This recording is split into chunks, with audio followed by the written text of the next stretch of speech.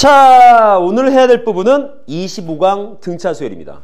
근데 맨 처음부터 등차 수열 이런 걸 배울 수는 없고 수열부터 뭔지 봐야 돼. 그래서 우리가 이 25강 이후가 전부 다 수열입니다. 그래서 그 전체 수열에 대한 기본 내용을 먼저 습득한 후에 그 다음에 등차 수열을 갈 거야. 자, 수열이란 뭐냐? 자, 저 수열 우리 처음 배운 거 아니야? 예를 들어 드릴게요.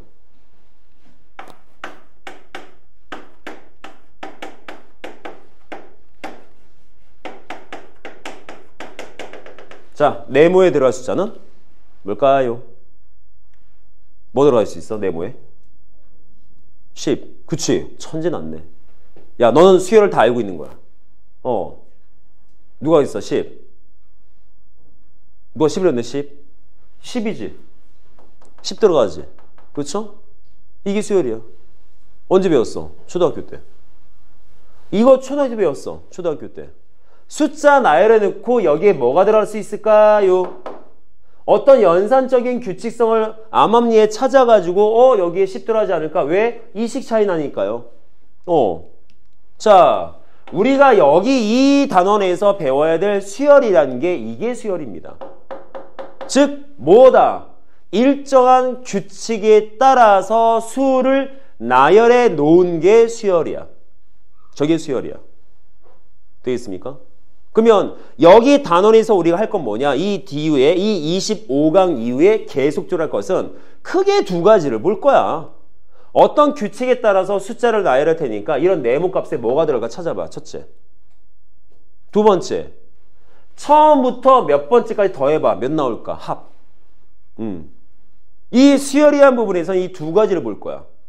그러면 제일 먼저 봐야 될 건 뭐냐면 도대체 무슨 규칙에 따라 나열됐는가 이걸 찾는 게 문제인 거지. 자, 얘는 수열 중에서도 제일 단순한 꼴입니다. 보자마자 형태가 딱 보여. 어머 짝수네. 2씩 차이 나네. 그럼 10이겠네. 정말 잘 보이는. 그렇죠? 그러면 이제 우리가 배우는 수열은 이렇게 단순할까? 그렇지 않겠지. 되게 복잡할 거지. 규칙이 되게 복잡한 거야. 그 복잡한 규칙을 찾아내야 돼. 그러면 학생들이 헉한다고. 어떻게 해요? 공식이 있죠. 네, 공식이 있습니다. 그래서 그 공식에 따라서 저 규칙성을 찾아내고 이런 네모 부분에 뭐가 들어갈까? 싹 다 더하면 몇이 나올까? 이런 것을 전부 다 공식화시켜서 배울 거야.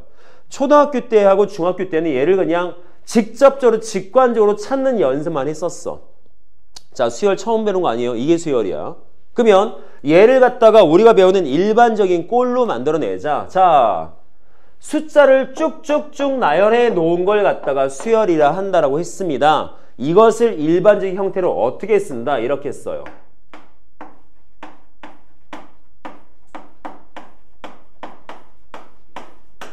땡땡땡땡땡땡. 이렇게. 그래서 보통 각각의 숫자들을 갖다가 일반적인 꼴로 A에 대한 숫자 형태를 써서 나타낼 텐데 이렇게 쓰여진 얘네 개개의 것들을 다 뭐라고 하느냐? 얘네를 갖다가 항이라 그래. 항. 주어진 수열의 항인 거야. 주어진 수열의 항. 됐나요?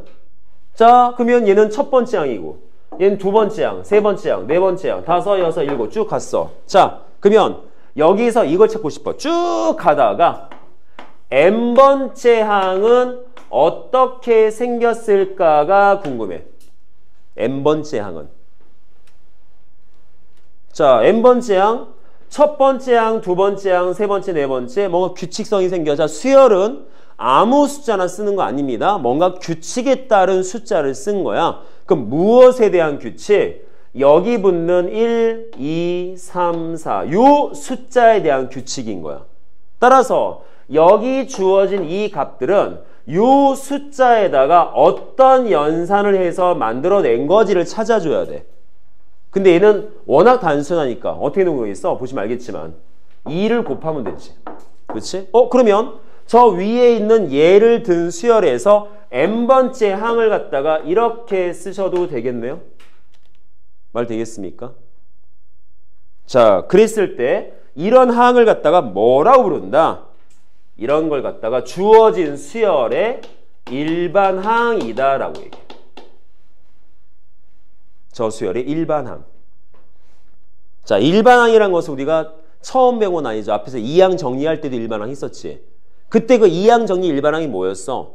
이항 정리에 따라서 막 항들이 나열될 텐데 일반적인 꼴의 수식으로 만든 공식 같은 것. 그게 일반항이야. 이것도 마찬가지야. 이 일반항이 뭐야? 각각을 갖다가 n번째에 대해서 어떤 숫자가 나올 수 있는가 계산할 수 있는 식인 거야. 쉽게 말해서 이 항들을 만드는 공식이다라고 보시면 돼요. 됩니까? 그래서 일반항은 두 가지의 용도가 있어. 첫 번째 용도는 말 그대로 몇 번째 항에 어떤 값이 오는가 계산할 때 쓰는 게 일반항의 용도야. 그래서 첫 번째 용도. 자, 각 항의 값을 계산할 때. 그때 쓰는 게 일반항이야. 두 번째 용도. 그 수열이 어떤 수열이다를 설명할 때. 저걸 설명할 때 써. 자, 뭔 말이다? 이 수열은 어떤 수열이다? 아, 주어진 저 수열은 이런 수열이야 라고 설명할 때 대표 형태꼴로. 아, 이렇게 만들어지는 거야. 여기다 n에다 1 넣고 2 넣으면 그때 나오는 수열. 즉 설명되어진 꼴. 그래서 일반항은 두 가지 용도야. 첫째, 쭉 가다가 48번째 뭐가 올 텐데 그걸 찾을 때 쓰던가, 아니면 이 수열은 이렇게 만들어진 겁니다 라고 해석할 때 쓰는 거야. 그래서 보통 다음과 같은 수열을 나타낼 때 맨 마지막에 이렇게 써요. 자, 이 수열은 어떤 수열이다? 이렇게 나타내시던가, 아니면 얘처럼 일반항을 땅 써서 이렇게 나타냅니다. 주어진 저 수열은 이렇게 생겼대. 이렇게 생겼대. 그래서 AN이라고 하는 기호를 써서 나타내시던가, 아니면 그냥 직접적으로 일반항을 써 넣어서 나타내는 기호입니다. 집합은 아니에요. 그냥 기호야, 형태가. 내용 되겠습니까? 자, 이런 것들을 다 수열이다라고 해. 내용은. 일반항에 대한 형태, 그 다음에 항은 무엇인가? 요거 먼저 봅시다. 됐죠? 자, 수열이 이겁니다. 아시겠죠? 여기까지? 오케이? 자, 그러면 이제 본격적으로 이 수열의 종류들을 따질 거야. 자, 아까 말했지만 수열은 특정 규칙에 따라서 모아놓은 것들이 수열이잖아. 그러면 이 규칙이 어떤 형태를 띄었다, 그 규칙이 어떤 규칙을 갖고 있다라는 것을 통해서 수열의 종류들을 만들어놔. 그래서 이름을 붙일 거야. 그래서 그걸 한 단어씩 따로따로 배울 거야. 참 다행스러운 건 예전에는 수열의 종류가 되게 많았습니다. 그걸 다 배웠었어. 전부 다. 그래서 예전에 수능 준비하던 학생들, 고3 학생들이 제일 싫어하던 단어는 수열이야. 수열 때문에 참 미쳐버릴 것 같아요. 왜냐하면 예전에는 상학함수 같은 거 안 배웠었거든, 문과생들은. 그래서 수열이 제일 힘들었었어. 근데 이제는 안 힘들어. 왜? 그 수많은 이름 붙이는 수열들이 없어졌어. 이 몇 개 안 배워. 한 2개 정도? 2개밖에 안 배워. 되게 간단해. 자, 그래서 그 첫 번째가 뭐다? 제목 그대로 등차수열. 자, 등차수열. 그래서 자, 25강 등차수열 들어갈게요.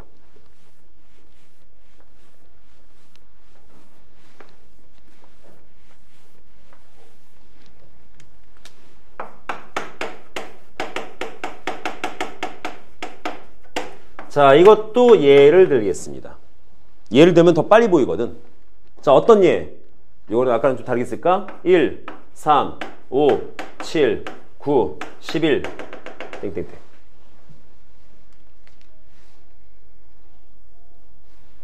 딱 보이지? 홀수인데? 오. 자, 등차 수열은 어떤 수열이 등차 수열이냐? 여기에 벌써 설명되어 있어. 등차. 한자어야. 등자는 같을 등자야. 차는 항과 항의 차이값을 말하는 거야. 즉 다시 말해서 항과 항 사이의 차이값들이 똑같은 수열. 몇 차이나? 2 차이 나죠? 얘도 2 차이 나고 얘도 차이값이 2나. 저런 식으로 항과 항에 대한 차이값이 똑같은 수열, 저런 수열을 등차 수열이다라고 합니다. 되겠습니까? 그러면 주어진 수열을 갖다, 자, 얘 지금 예를 들었으니까 일반적인 꼴로 설명을 할 거야. 자, 어떻게? 얘는 첫 번째 항, 얘는 두 번째 항, 세 번째 항, 네 번째 항, 다섯 번째, 여섯 번째. 그러면 저런 부분에서 우리가 뭘 볼 수 있다? 자, 등차 수열을 우선 말로 설명한 것이 아니라 어떤 수식적인 내용으로 보여줘야 돼. 나중에 우리가 문제 풀다 보면 딱 단어를 써서 얘는 등차 수열이야 라고 써주는 경우도 있지만 그건 정말 친절한 경우고, 그 등차 수열에 대한 단어를 쓰지 않고 어떤 수식적인 조건 형태를 땅 던져주고 우리가 해석해야 될 때도 있어. 그래서 그걸 뭐라고 하느냐? 이렇게 나타내요. 등차 수열은 m 플러스 1번째 항과 m번째 항. 자, 일반적인 형태야. n에다가 1 넣고 2 넣고 3 넣으면 차이 형태가 나오겠지? n에다가 1 넣으면 첫 번째 항과 두 번째 항의 차이값, n에다가 뭐 9를 넣으면 9번째 항과 10번째 항의 차이값, 이런 뜻인 거야. 그러니까 그냥 일반적인 꼴로 써준 거야. 어떤 항이든 바로 연달아 나오는 두 개의 항의 차이값이 항상 특정 상수로 똑같을 때. 자, 저게 뭘 말하는 거다? 등차 수열을 나타내는 관계식입니다. 저게 등차 수열을 나타내는 관계식. 항과 항 사이의 차이값이 똑같은 수열, 이 뜻인 거야. 그러면 저 D를 뭘 말하는 거야? 저 D는 이걸 말하는 거야. 요 2가 D인 거야. 같은 값인 거야. 아, 다 똑같이 2 차이 나는구나. 다 차이 나는구나. 그래서 D를 뭐라 부른다? 요 D 값을 공통 차이 값이라고 그래서 쟤를 공차라 불러. 자, 먹는 거 아니야? 음료수 말고. 공통 차이 값, 공차라 불러. 따라서 요 수열은 공차가 2야. 공차가 2. 그래서 앞으로 문제에서 다음과 같은 수식 관계식이 나오면 뭘 뜻해야 되겠어? 아, 여기에서 사용되어지는 수열은 등차 수열이구나 라고 판단하셔서 문제를 푸셔야 됩니다. 됐나요? 그러면 우리가 이제 이 수열에 대한 걸 따질 텐데, 이런 걸 갖다 등차 수열이 하는데, 앞으로 우리가 25강 이후 끝까지 갔을 때 수열에 대한 문제 풀 때 가장 중요한 건 딱 한 가지야. 얼마나 일반항을 잘 만드는가가 제일 중요해. 얼마나 일반항을 잘 만드는가. 그래서 등차 수열의 공식과 같은 일반항을 한번 공식 형태로 만들어 볼 거고 우린 외울 거야. 근데 우선은 만들어 보는 습관을 좀 들으면 좋겠지만, 뭐 굳이 만든 습관을 몰라도, 원리를 몰라도 어차피 그 공식 갖고 일반항에 대한 공식 갖고 문제를 풀 거다 보니까 거기에만 집중하셔도 되겠지만, 그래도 어떻게 만들어진 거야 라는 상황을 좀 파악을 해봐야 될 것 같아. 자, 어떻게 만든 거냐? 요 얘를 갖다가 아래쪽에다 써야겠다, 얘를. 자, 첫 번째 항, 두 번째 항, 세 번째 항, 네 번째 항, 다섯 번째 항 쭉 가서, 자, 뭘 만든다고? 일반항. 근데 그 일반항이 뭘 말한다고? n번째 항. n번째 항에 대한 식 자체가 일반항입니다. 자, 그러면 어떻게 만드는 거 잘 봐봅시다. 이거 등차 수열이니까 요거 차이 값이 D만큼 차이나. 그러면 다시 말해 뭐가 되겠어? 두 번째 항을 만들려면 첫 번째 항에다가 공차 D를 더하면 두 번째 항이 나와. 그치? 자, 이것도 똑같은 값 D를 더하면 세 번째 항 나오고, 똑같은 값 D를 더하면 네 번째 항이 나와. 그쵸? 그럼 얘를 갖다가 수식을 이렇게 한번 써봅시다. 자, 첫 번째 항이 있었어. 보통 나는 그냥 A로 보통 써요. 자, 첫 번째 항을 보통 어차피 약속적 개념이어서 A라고만 씁시다. 여기에다가 두 번째 항은 어떻게 만들어? 공차 하나 더 하면 돼. 그치? 자, 세 번째 항은 뭐가 되겠어? 세 번째 항은. 잘 봐봐. 첫 번째 항에서 세 번째 항 만들려면 공차 두 개 더하면 세 번째 항 나와. 그쵸? 따라서 A 더하기 2D가 될 것이고, 마찬가지로 네 번째 항을 만들려면 이것도 마찬가지로 A 첫 번째 항에다 네 번째 항 만들려면 공차 3개를 더하면 돼. 그렇지 않습니까? 됐나요?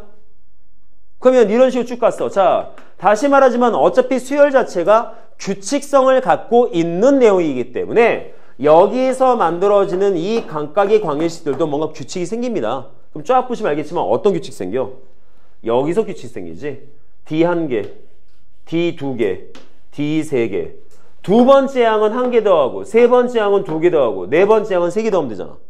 그죠? 따라서 n번째 항은 어떻게 써도 된다? 첫 번째 항에다가 공차 n-1개를 더하시면 된다. 그러면 n번째 항의 값이 나올 거야. 이걸 이 규칙석을 지금 수식으로 바꿔 쓴 거야. 형태가. 됐나요? 자, 그래서 뭐가 돼? 요 주어진 일반항이 등차 수열의 일반항입니다. 암기. 그래서 나중에 문제 나오면 첫 번째 항 채워놓고 공차 집어넣으면 n에 대한 1차식이 나오겠지. 될까요? 그러면 여기 있는 이 식도 자 일반항을 만들면 어떻게 만들어질 거다? 첫째 항 몇이야? 1이지. 그쵸? 1 더하기 n-1에 자 공차 몇이야? 2잖아. 그죠? 그럼 공차 d1을 집어넣으면 그럼 계산 못 되겠어. 결론적으로 2n-1이라는 일반항을 가질 것이다. 그래서 요 수열의 일반항은 2n-1이야. 되겠습니까? 그리고 조심할 것, 여기 n값은 무조건 자연수입니다. 왜? 첫 번째, 두 번째, 세 번째니까 0번째는 없어. 마이너스 2번째 이런 것도 없어. 따라서 자연수만 넣어서 정리해야 돼. 됐나요? 자, 쟤네들이 이제 등차 수열에 대한 내용들. 자, 뭐가 등차 수열이다? 항과 항 사이의 차이값이 똑같은 수열. 항과 항 사이의 차이값이 똑같은 수열. 그래서 그걸 관계식으로 설정하면 다음과 같이 쓸 수 있을 거고. 자, 이거 일반항 아니야. 이건 관계식이야. 등차 수열을 설명하는 관계식입니다. 그래서 이런 수식 나오면 딴 거 없어도 이런 단어가 없어도 이런 관계식 주어지면 아, 이 수열은 등차 수열이구나. 그리고 여기에 뭔가 숫자 온다면 아, 그 값은 공차였겠구나. 이 생각을 해줘야 돼. 그러고 나서 바로 뭘 만들어야 돼? 무조건 일반항. 모든 수열 문제는 일반항에서 출반항에서 일반항으로 끝나. 그래서 일반항을 얼마나 잘 만들고 일반항을 얼마나 잘 갖다 쓰냐에 따라서 수열이 쉬워질 수도 있고 수열이 어려워질 수도 있어. 그래서 항상 일반항 만든 걸 생각해야 되는데 참 다행스럽게도 어차피 우리가 배우는 수열들은 공식이 다 있습니다. 외워야겠지. 첫째 항 넣고 공차 넣어서 정리하면 그게 일반항인 거야. 됐나요? 아시겠습니까? 됐죠? 그래서 여기 예로 주어진 수열을 보통 이렇게 나타내기도 하지. 자, 이 수열은 어떤 수열이다? 이런 수열이다 라고 보통 쓰기도 해요. 형태는. 이해되겠습니까? 자, 첫 번째, 등차 수열이란 무엇이다 라는 내용을 봤습니다. 등차 수열은 무슨 내용이다. 근데 이 수열이라는 것도 그냥 일반항만 갖고 문제를 풀기에는 약간 좀 까탈스러워. 그래서 뭔가 성질적인 부분을 결합을 좀 시켜줘야 돼. 그렇다고 해서 성질이 대단히 많지 않습니다. 딱 한 가지만. 자, 등차 수열 뭔지 아시겠습니까? 여기까지? 됐나요? 암기하셔야 돼요. 자, 그러면 두 번째로 가서 등차 수열의 성질을 볼 거야. 자, 이건 지울게요. 이 부분만. 근데 등차 수열의 성질인데 아예 제목 자체가 붙어요. 자, 이런 내용 볼 거야. 등차 중앙.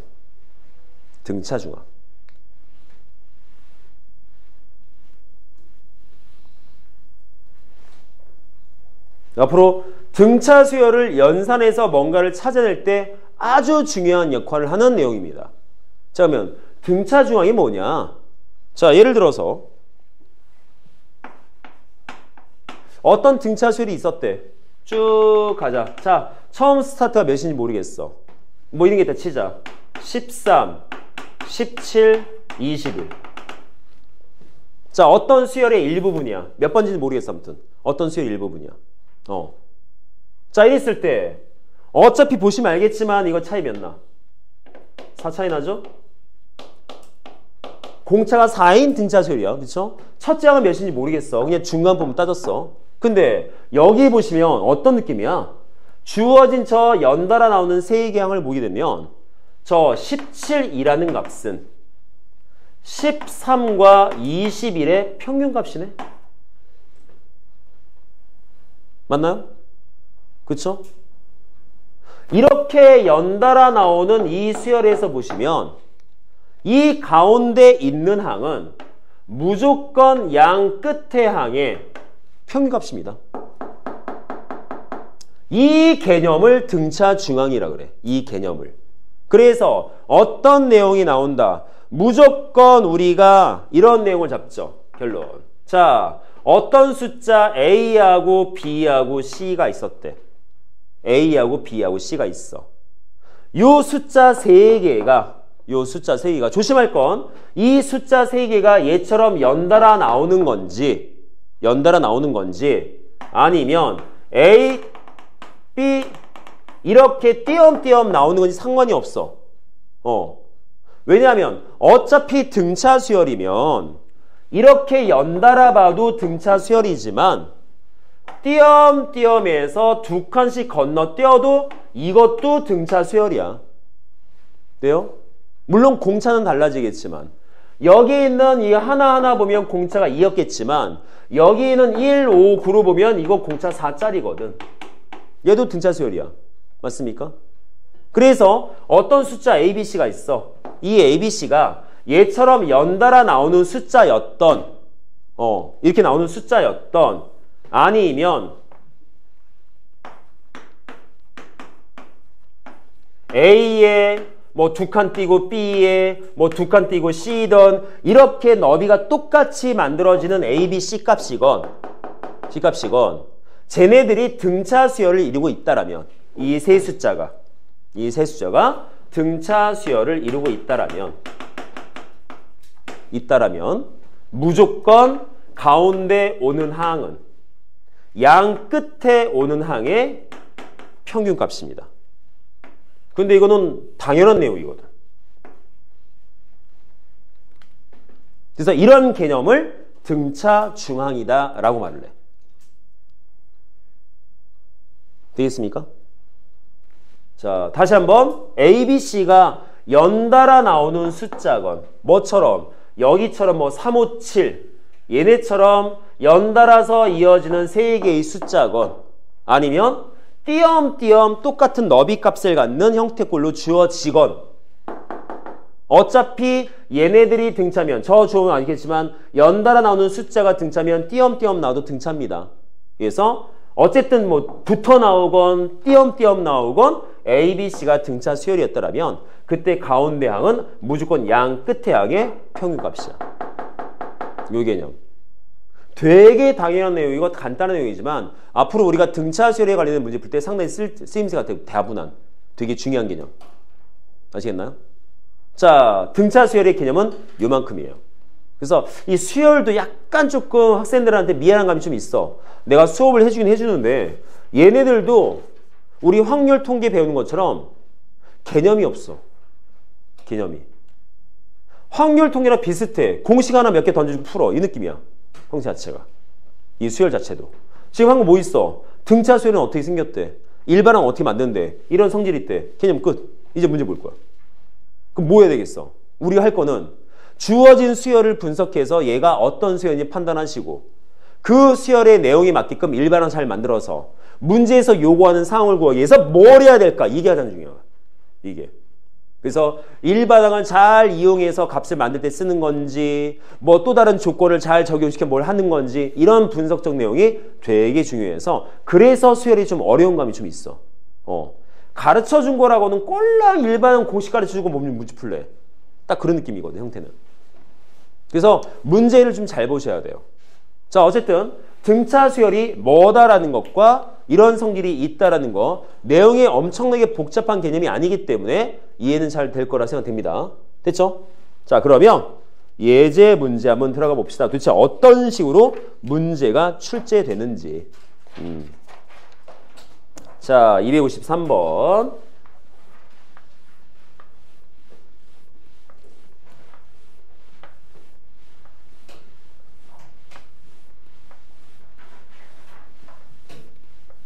근데 생각외로 문제가 그렇게 엄청나게 어렵진 않아서 자, 어떤 등차 수열이 있답니다. 자, 20, 17, 14, 11 쭉 이렇게 진행되는데, 자, 등차 수열은 딱 두 종류밖에 없어요. 값이 계속 커지는 등차 수열과 값이 계속 작아지는 등차 수열 둘밖에 없어. 왜? 어차피 등차 수열은 공차에 의해서 만들어진 거기 때문에 공차 값이 양수면 계속 커질 거고 공차 값이 음수면 계속 작아질 거야. 근데 얘는 보시면 값이 계속 작아지네요. 어느 순간 음수도 나오겠네, 그치? 그래서 뭘 찾지? 쭉 가다 보면 마이너스 118이라는 숫자가 나온대. 자, 얘는 첫 번째 항이고요. 얘는 두 번째 항, 얘 세 번째 항, 얘 네 번째 항. 그러면 마이너스 118은 몇 번째 항이니? 제일 궁금해. 자, 이거 찾으래. 몇 번째 항이니? 자, 저거 몇 번째 항이니? 되겠습니까? 자, 그러면 어떻게 푼다? 자, 아까 뭐라 그랬어? 모든 수열은 일반항에서 출발해서 일반항으로 끝난다고. 일반항부터 만들 거야. 아주 친절히 써놨잖아. 등차 수열이라고. 그러면 등차 수열의 일반항은 어떻게 생겼다? 다시 쓰시게 되면 AN은 첫째 항 더하기 n-1 곱하기 D 값이야. 그럼 뭐만 찾으면 돼? 딴 거 없어. 첫째 항 찾고요. 공차만 찾으면 돼. 두 가지. 근데 써있잖아. 22 첫째 항, 그 다음에 몇 차이나? 4만큼 작아지고 있지. 공차 마이너스 4야. 그렇잖아. 딱 봐도 마이너스 4. 그럼 끝났네. 주어진 거 일반항 만들면 20 더하기 n-1 곱하기 마이너스 4입니다. 그러면 정리하시면 뭐가 되겠습니까? 주어진 저 수열의 일반항은 마이너스 4n 더하기 24인 거야. 이게 일반항이야.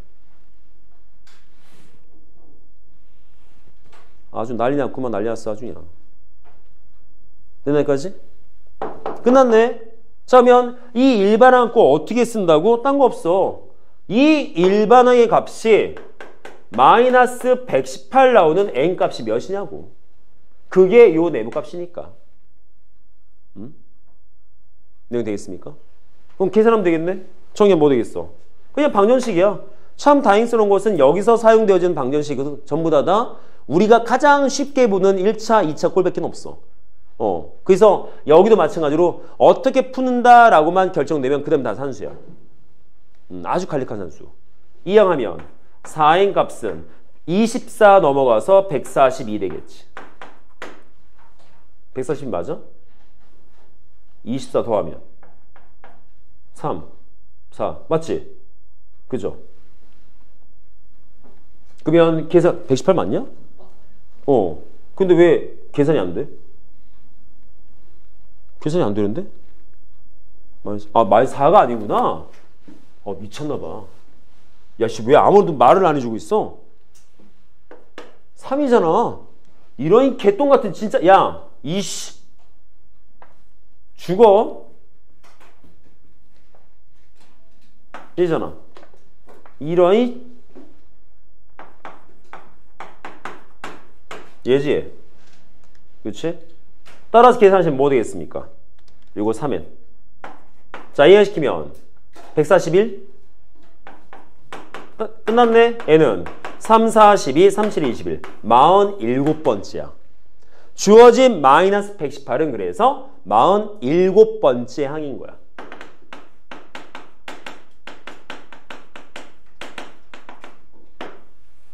자, 이렇게 풉니다. 일반항 만들어서 연산.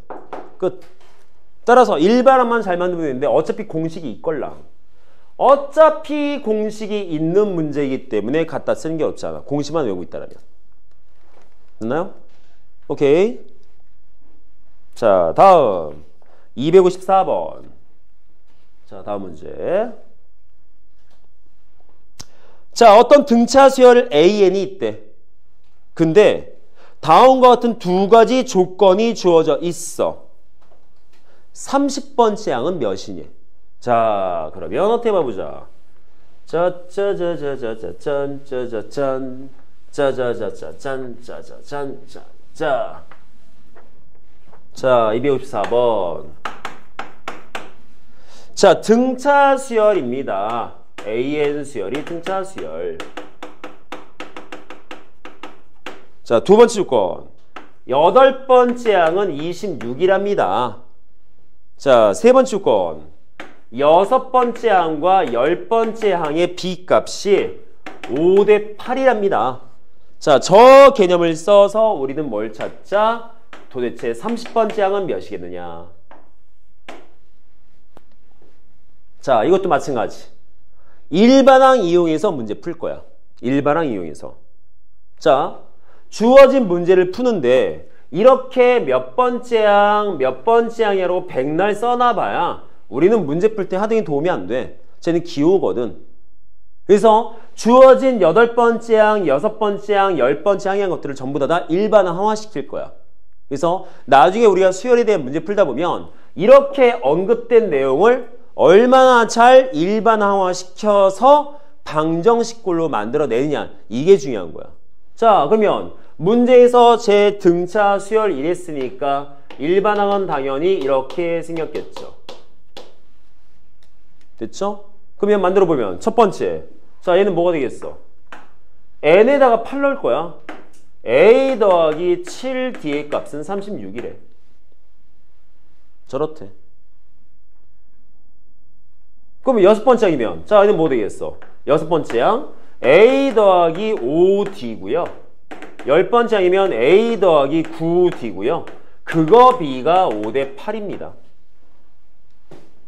그래서 우리가 구할 건 a 더하기 29d야. 얘만 계산하면 돼. 그러면 이걸 계산하려면 우리는 a 값하고 d 값만 찾으면 되겠네. 그치? 그게 뭐겠어? 이거 식 정리해서 얘랑 연립하면 되겠네. 맞습니까? 이해돼요? 여기 식 하나 나왔어. a 플러스 7 36. 이것도 식 정리할 수 있어. 내항곱 외항곱. 그잖아? 그럼 여기도 a하고 d에 대한 식 나오겠네. 근데 우린 필요한 게 뭐 있어? a 값 몇이야, d 값 몇이야. 이거 알아야 돼. 그럼 뭐 하면 돼? 여기서 식 정리한 거 쟤랑 연립하면 되겠네. 그래서 앞으로 우리 문제 풀려보면 알겠지만 등차 수열은 거의 대부분이 연립 방정식이야. 거의 대부분 다. 그것도 1차에 대한 연립 방정식. 거의 대부분 다. 그래서 식만 잘 만들면 돼. 뭐 하면 돼? 자, 내항곱 외항곱 계산하시면 5 곱해서 5a 값 더하기 45d는 8 곱해서 8a 더하기 58 40d죠. 그럼 이항시키면 3a는 5d 나오겠네. 그럼 식 두 번째. 될까요? 그럼 이제 얘랑 얘 가지고 연립하면 되겠네. 자, 연립의 방법은 많잖아. 그치? 어떤 방법 써도 되잖아. 자, 주어진 걸 이렇게 쓰셔도 되겠네요. 5대 3이라고. 그래서 a 값 대신에 5k 써주고 d 값 대신에 3k 써서, 즉 유리식의 풀이법을 살짝 이용해서 요거 정리한다면 여기다가 넣어서 계산하시면 되겠네. 이런 방법도 있어요. 아니면 이거 싫으면 뭐 해도 돼? a는 3분의 5d니까 저기에다가 3분의 5d 넣어서 d값 구하시던가 뭘 해도 상관없어. 됐죠? 그럼 저기다가 집어넣으면 a값 5k, d값 3k, 따라서 얘 5k 더하기 37에 21k는 36. 그러면 26k가 36이니까 k값은 26분의 36, 13분의 18 나오겠지.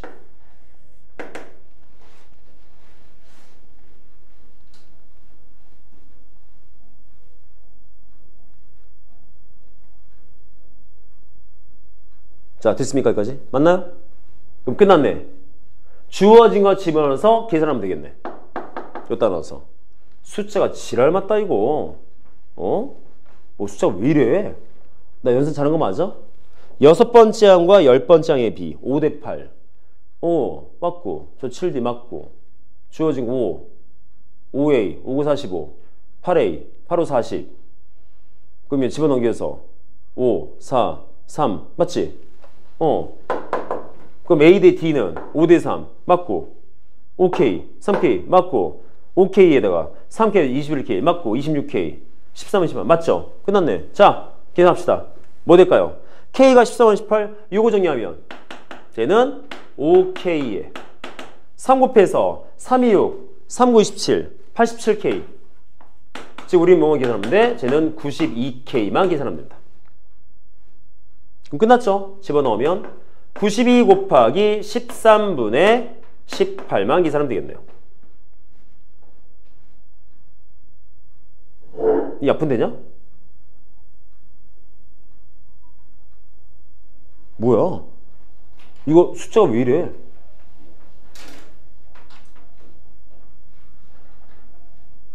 이 숫자 왜 이래? 아 숫자 왜 이렇게 들어? 이거 돼? 나 뭐 잘못한 것 같은데? 잘못했네. 그러니까 내 말이 왜 36이야? 왜 그걸 이제 얘기해? 어? 아 나 왜 이러니 진짜? 야 연우 너 때문이잖아 자식아. 이 자식아. 네가 자꾸 졸아가지고 자식아. 아이 진짜 왜 30? 아니 왜 갑자기 36이야 이게? 이게 26이잖아. 아니 뭐 이런 K 1이네. 이런 씨. 다 했네. 92네. 끝났네. 다 한 거 같지. 자, 요 문제에서 가장 중요한 건 뭐다? 이 아랫부분이 아니야. 여기서 가장 중요한 부분은 이 부분인 거야. 이렇게 만들어 풀라고. 일반항으로. 그냥 몇 번째 항이다라고 백날 써봐야 의미가 없다고. 저와 같이 일반항 꼴로 만들어야 뭔가 연산할 거리가 나온다고. 근데 그 연산해봐야 연립방정식밖에 없어요. 등차 수열은 다른 연산하는 문제가 하나도 없습니다. 전부 다 연립방정식이야. 전부 다. 내용 되겠습니까? 자, 이렇게만 보면 돼. 따라서 우리는 뭘 잘 갖다 쓰면 돼? 얘만 잘 갖다 쓰시면 돼요. 될까요? 자, 이렇게 보시면 될 것 같고요. 자, 255번. 자, 이번엔 뭐야? 세 번째 항이 63이고 10번째 항이 35인 어떤 등차 수열이 있대. 문제는 잘 보면 세 번째 항이 63이고 10번째 항이 35면 이거 계속 작아지는 수열이네. 그쵸? 그러면 쭉 작아지다 보면 언젠가 음수가 나오겠지? 그걸 물어보는 거야. 몇 번째 항부터 음수가 나오니? 항이. 그걸 찾으래. 자, 봅시다.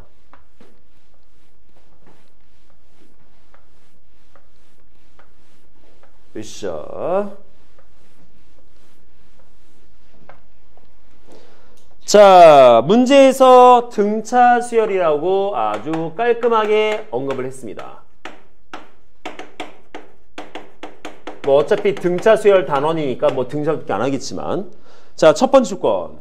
세 번째 항은 63이고요. 10번째 항은 35래. 그럼 뭐 찾지? 얘를 쭉 진행하다 보면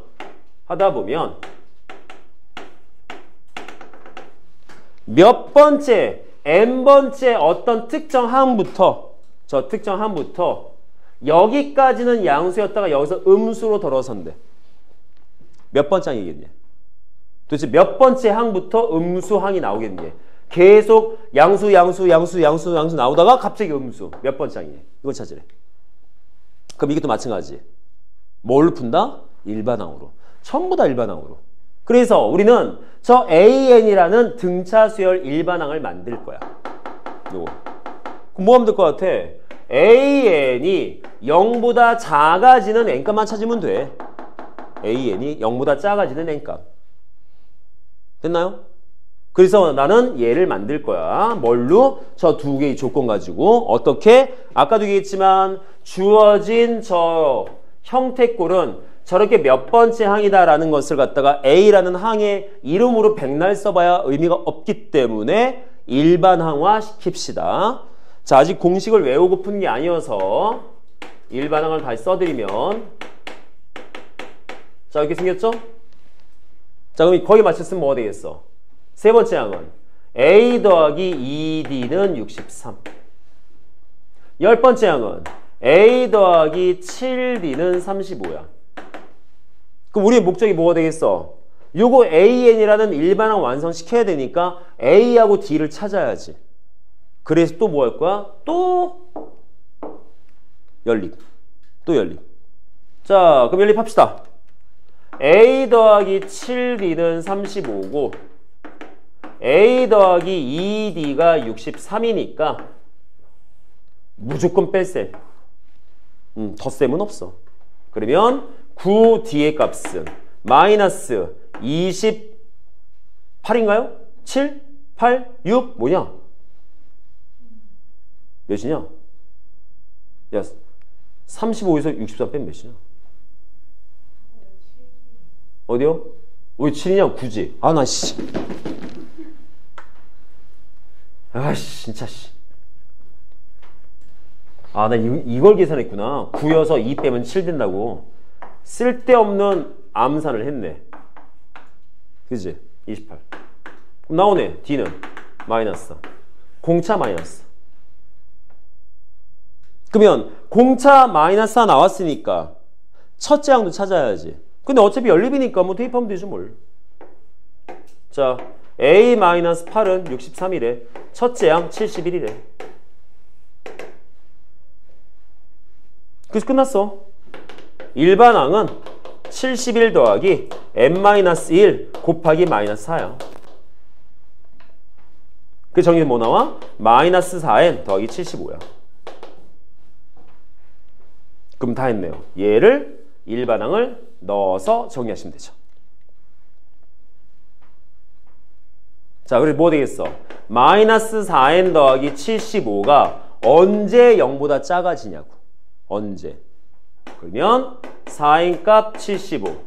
즉 n은 4분의 75. 자, 근데 있지만 n은 자연수입니다. 4분의 75보다 큰 자연수 중에 제일 먼저 나오는 자연수. 자, 몇이야 이거? 4, 1은 4, 4, 8. 19번째부터.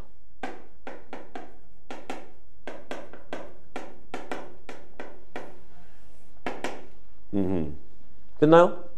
19번째 항부터 음수인 거야. 19번째 항부터. 자, 이렇게 접근해서 보시면 돼요. 돼요? 자, 이해되겠습니까? 여기까지?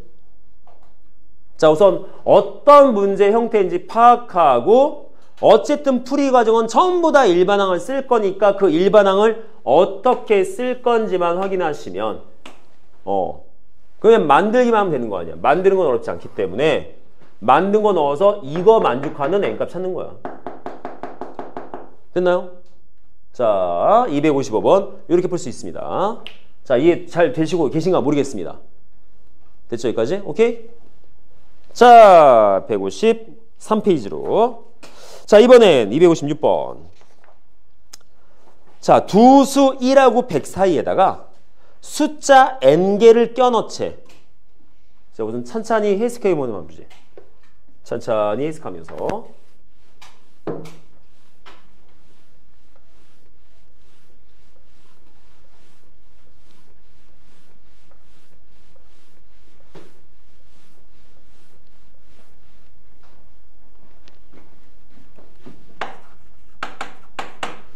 자, 1이라는 숫자가 있었고 100이라는 숫자가 있대. 요 사이에다가 숫자 n개를 갖다 껴넣을 거야.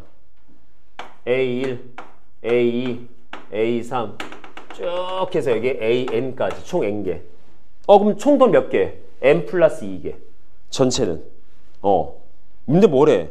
이렇게 껴넣었더니 이 전체 수열 102개짜리가 등차 수열되래.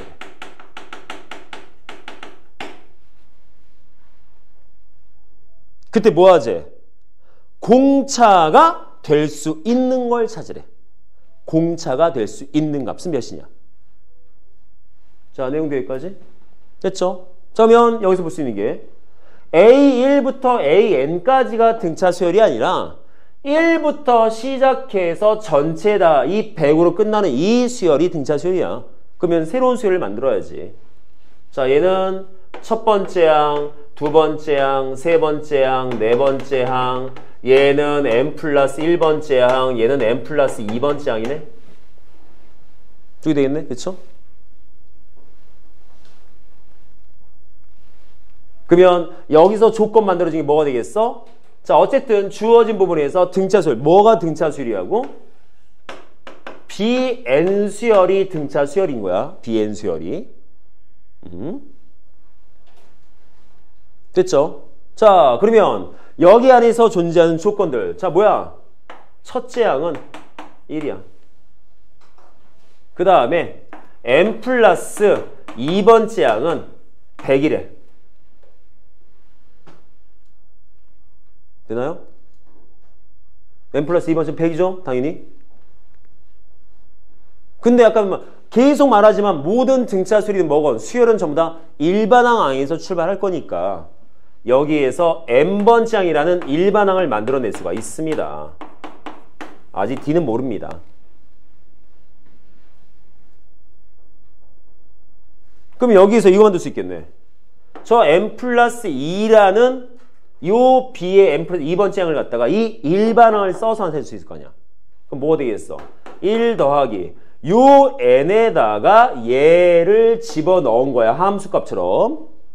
그러면 n 플러스 1 곱하기 D는 100 나오는 거네. 맞나요? 됐죠? 그럼 뭐야 이거? n 플러스 1 D의 값은 99 나오는 거 아니야?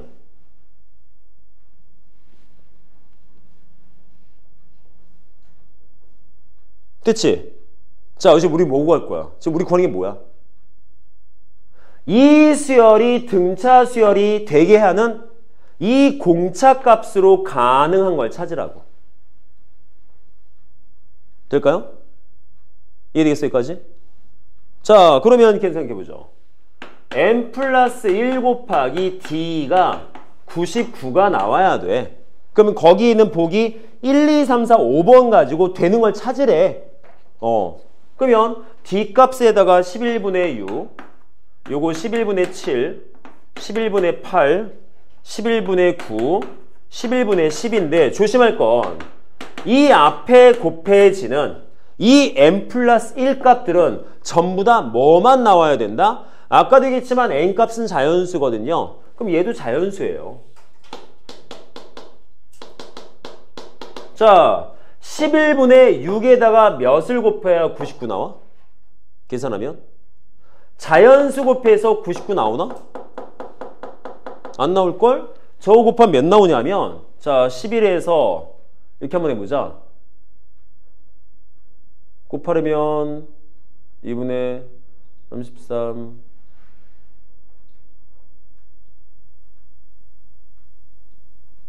모르겠는데? 몇이냐? 복잡해. 6분의 11로 곱하면 되니까 6분의 오우씨 여기 오는 값은 몇 되겠어? 요 값은 주어진 거 11분의 6으로 여기 99를 나누면 되니까 어쨌든 자연수는 안 나와. 어쨌든 여기는 자연수가 올 수가 없어. 어쨌든 돼요? 그럼 뭔 말이겠어? 딴 거 없어. 여기 D값에 넣을 수 있는 게 1번, 2번, 3번, 4번, 5까지 있는데 그때 이 n 플러스 1 부분에 자연수를 넣었을 때 곱해서 99 가능한 걸 찾으라고. 됩니까? 그럼 얘밖에 없어요. 121. 약분되면 11 곱하면 99. 따라서 가능한 것은 11분의 99밖에 없어요. 나머지 얘네들을 갖다가 공차로 집어넣으면 이 n 플러스 1 부분에 자연수가 올 수가 없거든. 그래서 가능한 것은 11분의 99, 11분의 9밖에 없습니다. 자, 내용 되겠습니까? 이런 식으로. 자, 이것도 뭐부터 출발했어? 일반항. 일반항 가지고 해석을 했어. 일반항 가지고. 전체 수열이 등차 수열이었어. 어차피 A에는 껴넣은 숫자니까 주어진 수열을 BN이라는 수열로 만들어냈을 때 쌤 A 말고 B 써도 돼요? 돼요. C 써도 되고 너네 마음대로 쓰고 싶은 거 다 써도 상관없어. 그래서 새롭게 만들었을 때 주어진 내용에서 첫 번째 항은 1이고 얘는 n 플러스 2번째 항이어서 100 만들 수 있어. 근데 문제에서 등차 수열이었어. 다음과 같이 일반항 만들었어. 그럼 n 플러스 2번째 항을 이렇게 쓸 수 있으면 n과 d 사이에 다음과 같은 관계식 나오지. 그래서 이거 만족시켜주는 d 값을 찾으라 이 뜻인 거야. 근데 그 d 값을 우리가 만들 게 아니라 보기 1, 2, 3, 4, 5번에서 찾으라고. 그래서 이 d가 얘네들이었을 때 이 n 플러스 1이라는 것과 곱해서 99가 나오게 해주는 또 그 값들이 자연수인 경우는 얘밖에 안 되거든. 나머지는 불가능해요. 여기다 자연수를 넣어서 99가 나오게 해주는 값이 없습니다. 얘밖에 안 됩니까? 자, 이렇게 접근해서 보시면 되겠습니다. 됐나요? 오케이? 콜? 자, 다음 257번. 자, 이번엔 자, 두 수열이 때 AN 수열과 BN 수열.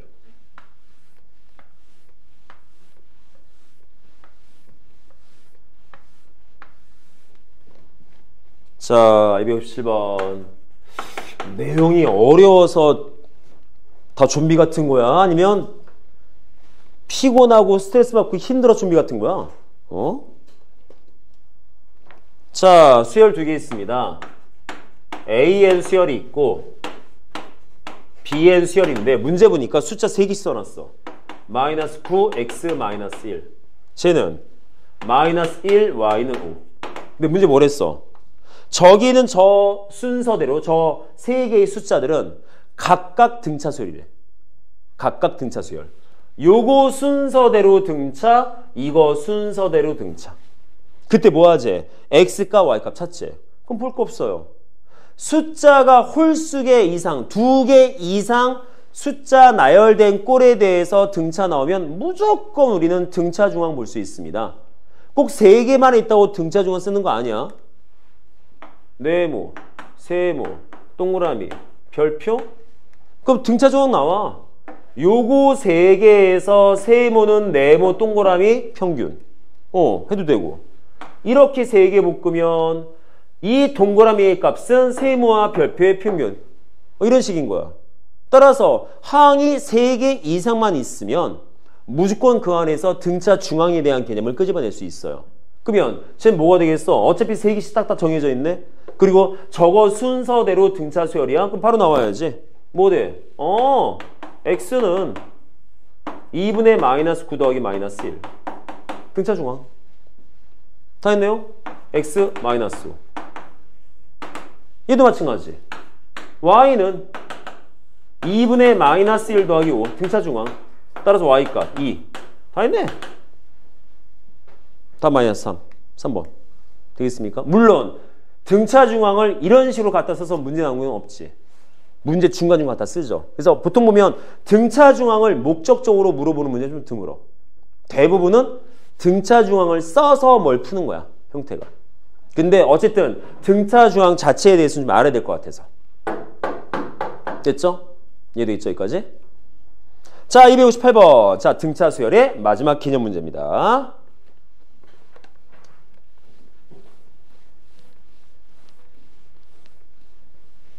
자, 뭔 문제일까요? 자, 어떤 3차 방정식이 있습니다. 아니, 왜 갑자기 방정식? 이거 쓸 거 많을 것 같은데? 조금 될 것 같은데?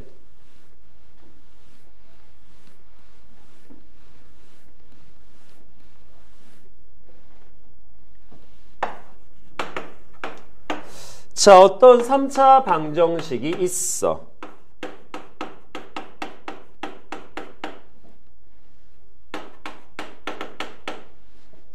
제가 세 실근을 갖는데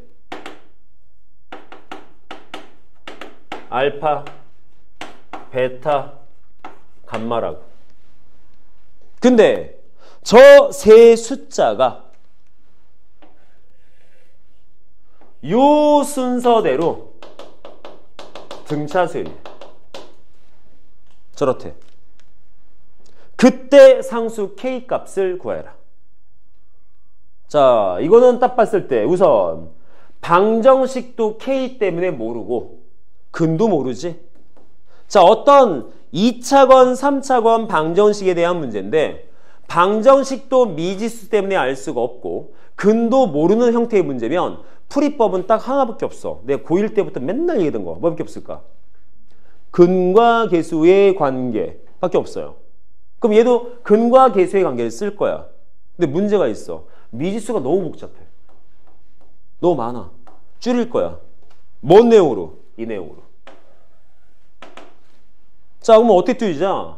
알파, 베타, 감마가 등차 수열이래.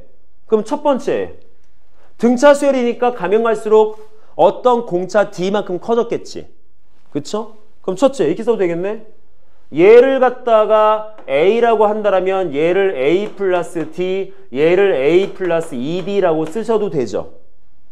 가능하죠? 등차 수열? 될까요? 아니면 거꾸로 얘를 갖다가 A로 잡았어. 얘는 공차만큼 작아. 이것도 공차만큼 작아. 라고 써도 상관없지? 그쵸? 아니면 이것도 있겠네요. 가운데 값을 A 잡았어. 그러면 얘는 공차만큼 작은 숫자고 얘는 공차만큼 큰 숫자죠. 이렇게 세 가지 방법이 있겠지? 형태. 그러면 미지수 3개짜리가 2개로 줄어들 거냐? 어떻게든 줄여야 돼. 풀어야 되니까. 그럼 뭘 쓸 것 같아? 난 이거 쓸 거야.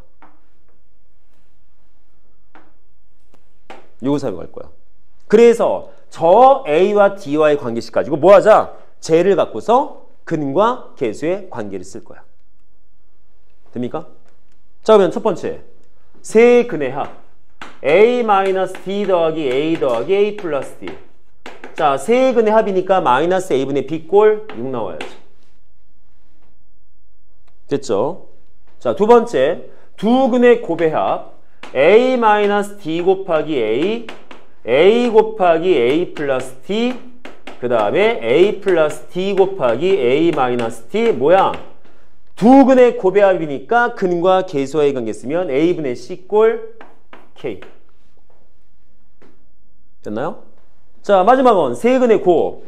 A-D 곱하기 A 곱하기 A 플러스 D.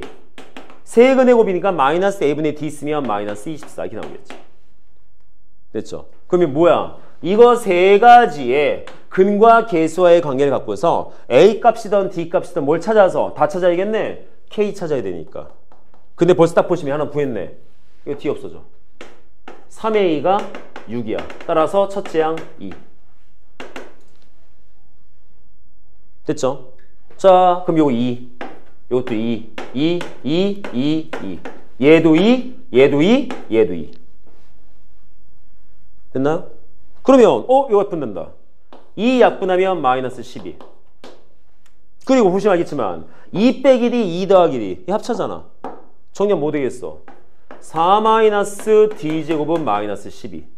그러면 D제곱은 16. 그럼 D라는 판별식이 된다. D라고 하는 저 공차는 풀마 4 나오겠지. 됩니까? 쌤, 근데요. 뭘로 써요? 플러스 4로 써요? 마이너스 4로 써요? 써봐야지 한번. 자, 첫째. 자, 첫째 양은 A는 2였어. 그러면 이 상태에서 공차를 4로 잡으면 몇 대? 여기는 6이고 얘는 마이너스 2지. 근데 반대로 공차를 마이너스 4로 잡으면 얘가 마이너스 2고 얘가 6이야. 근데 보시면 위에 걸로 쓰건 아래 걸로 쓰건 어쨌든 둘 다 등차 수열이야. 뭘로 해도 상관없어. 뭘로 해도. 그래서 뭘로 하자? 그냥 간단하게 플러스 4로 잡읍시다. 플러스 4로. 플러스 4로 하시던 마이너스 4로 하시건 어쨌든 둘 다 등차거든. 문제에서 커지는 등차인지 작아지는 등차인지 말이 없으니까 상관없으니까. 그럼 끝났네. 요따가 4 넣고 4 넣고 4 넣고 4 넣으면 몇 나와? 자, 쟤는 마이너스 2 곱하기 9 했으니까 몇이겠어? 저거 마이너스 4. 쟤 6이니까 6이 12. 쟤는 6이랑 마이너스 몇이니? 10이니? 제가 K래. 됐죠? 다 했네요. 답은 마이너스. 끝. 이렇게. 자, 이 연산이 중요해? 아니, 얘가 중요하지. 저게 있으니까 어차피 얘는 근과 계수의 관계를 쓰는 건 알아. 근과 계수의 관계밖에 쓸 거리가 없어. 이런 식의 문제는. 근데 그 근과 계수의 관계를 쓰기 위해서는 그냥 알파, 베타, 감마를 쓸 수가 없습니다. 아무것도 모르는데? 그래서 바꾼 거죠. 뭘로? 등차 수열에 대한 내용을 이용해서 저렇게. 그래서 그 다음에 저 내용 가지고 근과 계수에 쓰면 이거는 뭐 다 쓸 수 있는 거니까. 이해되겠습니까? 자, 여기까지 해서 등차 수열.